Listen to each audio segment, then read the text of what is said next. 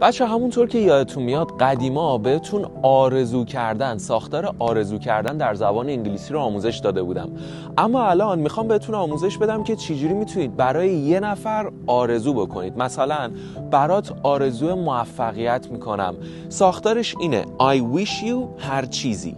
I wish you هر چیزی. مثلا success یعنی موفقیت. I wish you success. برات آرزوی موفقیت میکنم. برات آرزوی خوششانسی میکنم. برات آرزوی شانس میکنم. I wish you luck. I wish you luck.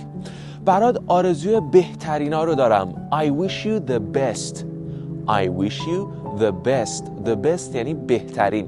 I wish you the best یعنی برات آرزوی بهترینا رو دارم. برات یه زندگی خوب رو آرزومندم. I wish you a good life.